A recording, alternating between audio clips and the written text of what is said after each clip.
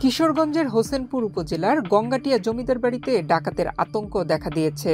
গত 2 ফেব্রুয়ারি রাতে অজ্ঞাত মুখোশধারীরা জমিদার বাড়ির পুরোহিতকে ধরে নিয়ে জঙ্গলে বেঁধে রাখে। টাকা পয়সা এবং জমিদারেরও খোঁজ করে তারা। ডাকাত আতঙ্কে বাড়ির লোকজন এখন ভীত সন্ত্রস্ত।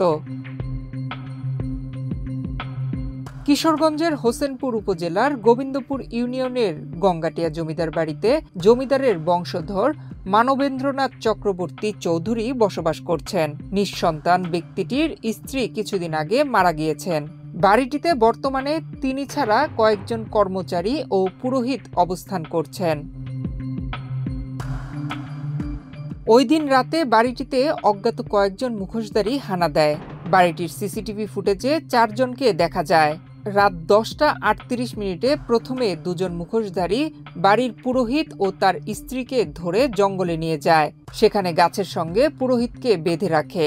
পুরোহিত বাদল ভট্টাচার্য জানান, ডাকাত দল জমিদার কোন ঘরে থাকেন তা জানতে চায় এবং সিন্ধুকের খোঁজ করেন। আমার ওয়াইফকে নিয়ে বেরোতেই তারা 2 জন লোক আসছিল, 2 জন লোক আইসে 4 জন আসছিল, 2 জন আমাকে নিয়ে ধরে গেছে। আমরা 2 জনকে নিয়ে ধরে গেছে অন্ধকারে নিয়ে আমাদেরকে জিজ্ঞাসাবাদ করছে।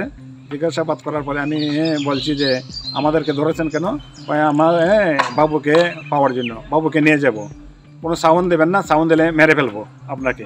পরে আমাদেরকে আরও পিছন দিকে নিয়ে গেছে, অন্ধকারের মধ্যে নিয়ে গেছে। অন্ধকারের মধ্যে নেওয়াতে বলছে যে আমরা বাবুকে চাই, বাবুর কাছে নিয়ে যান। আমি বলছি যে না, বাবুর কাছে নেওয়া যাবে না। বাবুর কাছে আমি কোনো সময় যাই নাই, 3 তলায় আমি উঠে নাই। দীর্ঘদিন এই বাড়িতে আমরা চাকরি করতেছি। এই এলাকা সহ আমরা সকলে এই বাড়িটা একটা নিরাপদ বাড়ি মনে করি। কিন্তু 2 দিন আগে রাত্রিবেলায় যে একটা ঘটনা ঘটে গেল, তাতে এবং আমাদের এই পুরোহিত কর্তা এবং ওনার স্ত্রীকে বাইন্দা নিল। ওরা আবার ওরা একটু ডাকাতির চেষ্টা, লুটপাটের চেষ্টা একটু করছে। তাতে আমরা অত্যন্ত শঙ্কার মধ্যে আছি ঘটনার পর থেকে কি হয়। মুখোশধারীরা ধন দৌলত নিতে কিংবা তাকে আটকে রেখে টাকা পয়সা দাবি করতে চেয়েছিল বলে জানিয়েছেন বাড়ির মালিক। সত্য যে আমার বাড়িতে একটা অ্যাটেম্প নিয়েছিল কিছু মিসহেপ করার জন্য, তবে করতে পারে নাই।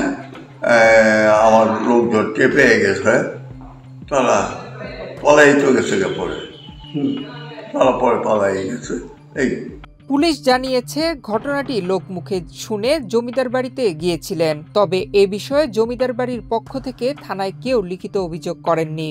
ঘটনা শুনেছি, আমি নিজেও গিয়েছিলাম, কিন্তু এখনো লিখিত অভিযোগ পাইনি। লিখিত অভিযোগ পেলে পরবর্তী আইনগত ব্যবস্থা গ্রহণ করব।